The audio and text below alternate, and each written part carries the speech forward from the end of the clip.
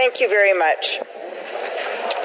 Inclusion International is a network of over 200 family-based organizations with national members in 115 countries, working to promote the social, cultural, economic, and political rights of people with intellectual disabilities.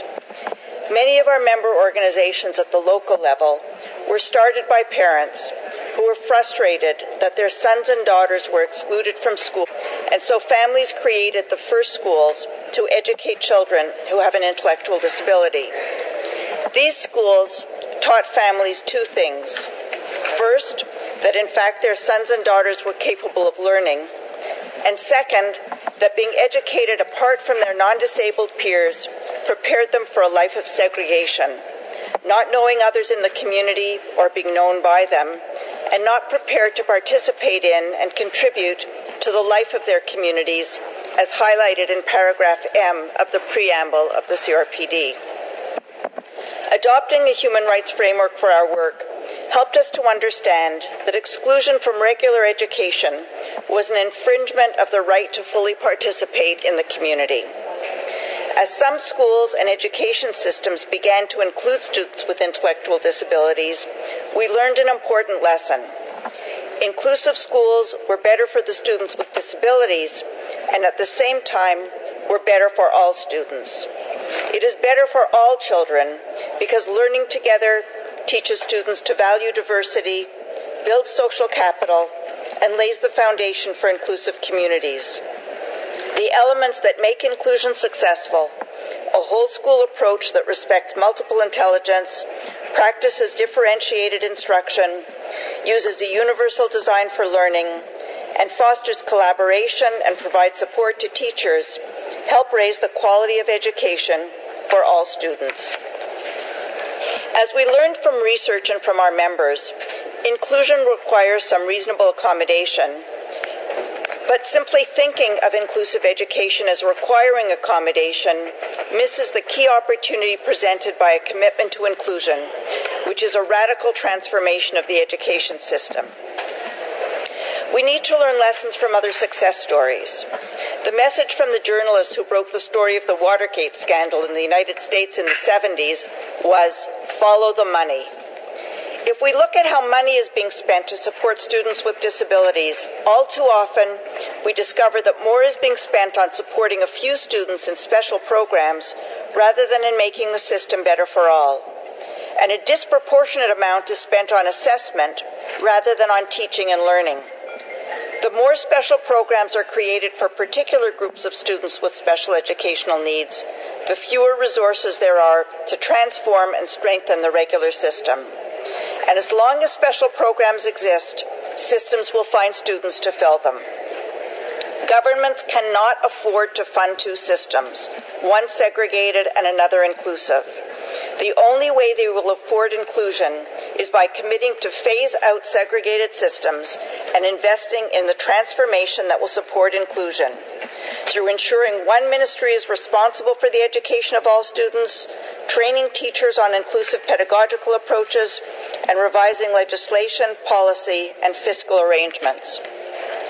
The Global Monitoring Report on Education for All, released last week, demonstrates that many countries are waffling on their commitment to inclusion.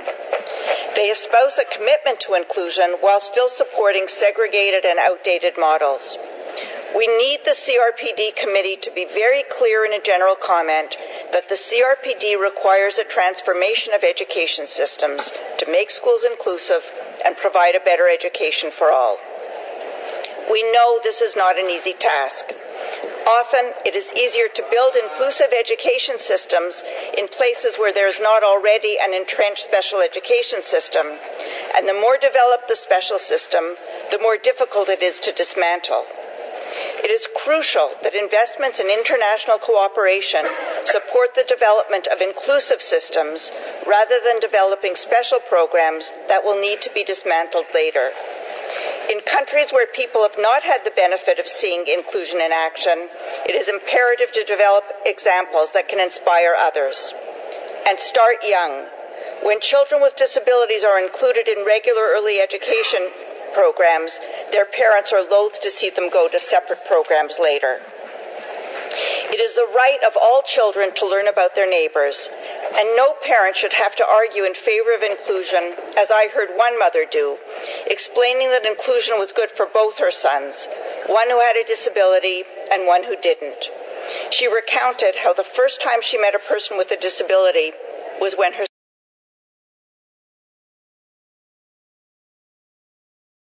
son was born. Don't parents of the future deserve to grow up learning about disability as a natural part of the human condition? Inclusive education is a right for all children who have a disability, but also a right of all students. We have witnessed a growing support for inclusive education. Within our own organization, we've seen an evolution in thinking among our members.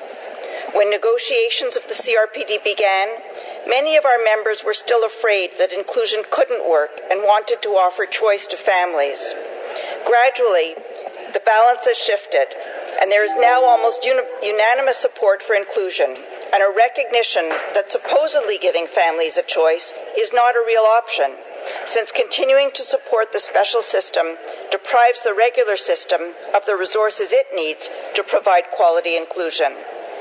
Having a separate system where teachers can send any child who poses a challenge allows the regular system to abdicate the responsibility to serve all children and acts as a magnet, drawing in new students. I first became passionate about the benefits of inclusive education when I visited inclusive classrooms in Canada and around the world and decided that they offered the kind of education I wanted for my own children who did not have a disability. Because those classes were dynamic, they were energizing and welcoming. Then I saw the benefits for my godson, who has autism, and who was included in regular classes from preschool through high school, and who, despite having limited speech, learned to sign, to use alternate forms of communication, and made lifelong friends. Article 24 of the CRPD, more than any other article, has the power to shape the future citizens of the world and create societies which live up to the aspirations of the drafters of the Convention. We count on the committee to unleash that power in its general comment. Thank you.